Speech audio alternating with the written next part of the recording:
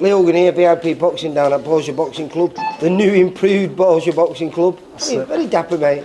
Yeah, it's looking good, isn't it? Yeah, a lot of changes. But yeah, it's looking nice. We're spoilt. New sign outside, all new interior, new ring, new flooring, new bags. Looking the business. You're being spoilt, mate. That's it, defo. Yeah, it's good. I know most of the hard work's done because a week on Saturday, the September the 13th, return back to Bolton, where we got you a tough Argentinian.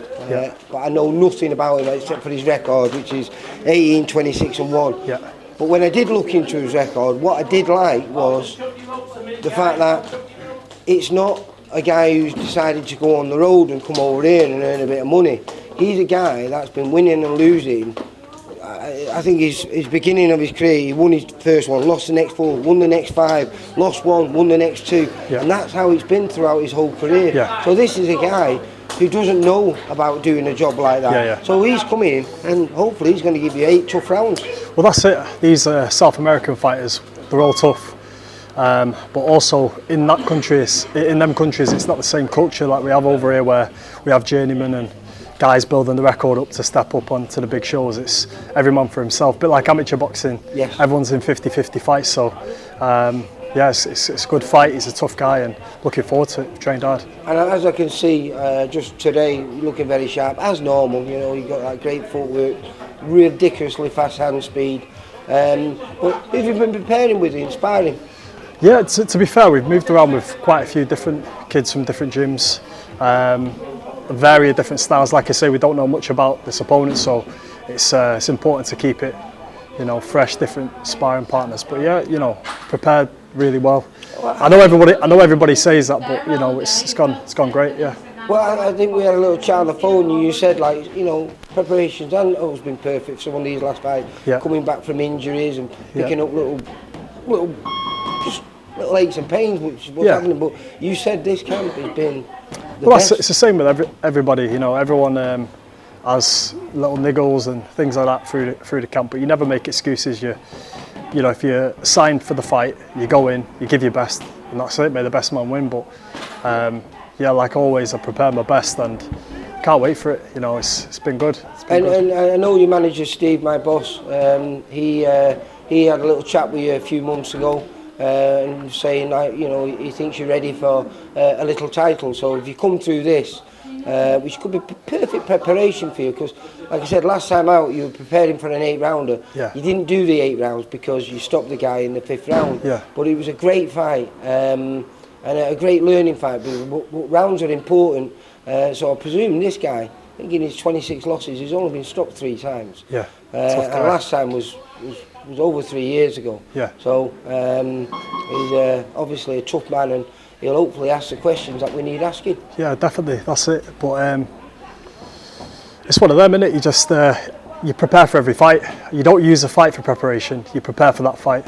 I think when people start preparing for using fights to prepare for another one, that's when they come unstuck. So for me, the forefront of my mind is this guy in 2 weeks. You never look over, you never look past your opponents, you never have done, and I like that. You always focus on what's in front of you. But how long have you known about this opponent, and have you seen anything about him? I've seen little clips. I mean, we had about 3 or 4 different opponents. I know. We had a few guys who they offered, and then obviously we accepted, and then for whatever reason they pulled out or it's got changed. So yeah, this is the guy we've got, and like I say, whoever it is, we train hard for anybody. If this one was for a title, it wouldn't make much difference. We've trained like we would for a world title, so it doesn't really matter. But yeah, put the work in. I've trained really hard. Well, like I said, mate, when I seen you on the pads there with Jamie, looking very, very sharp. That's the thing as well. It's not just about training hard each fight, it's about improving in each camp, and that's what we're doing. Well, how do you judge yourself now? You know, look back, it's what, 3 years as a pro now? 10 fights, unbeaten.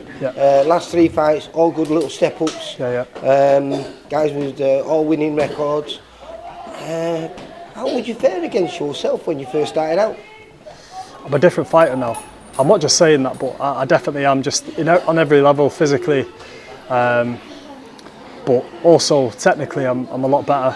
Obviously it takes time to adapt to the professional style. Isn't it? Yeah, of course it is, and sometimes, you know, when you get in with the top pros in sparring as well, you know, you learn more about the professional side of the game, and then obviously you'll improve in your fights and it transfers into your fights. At the end of the day, we do our training to do it in sparring and then to take it into the fights, and I think I've improved definitely. I think that's been brilliant for you, because for the last couple of years you've done a lot of sparring with Jack Raffin down at Maylet's gym. And I presume that must give you great confidence with the levels he's been fighting at. Yeah, of course. I mean, we sparred some great fighters like Jack and a few others as well, and improved, you know, night and day from when we first went sparring there. And you know, I feel like we're improving every fight. And like I say, it's one thing improving in the gym, but you've got to show it on fight night. So I'm excited. You've got to rise to the occasion. It's a challenge. It's good. So are you looking forward to the 13th? I can't wait now. It's gone well, and I'm always excited to fight. Sold loads of tickets, loads of people coming out to support as always. But this time it's really like, yeah, it's going to be good. Hopefully this is the final piece before we get that first little title for you, and that could come hopefully when we return there in November. But like I say, you've got this guy in front of you and you've got to do a number on him. I'm sure you will. Looking forward to it. We have you chatting to you after the fight. Are they going to be saying win number 11? Yeah, of course. Let's go. Excited. You take care, mate. I'll see you on the 13th. Cheers, mate. cheers, buddy. Bye. For all boxing info, news and latest interviews, amateur and pro, across the north, click and subscribe. VIP Boxing Promotions. Also Twitter, Instagram and Facebook.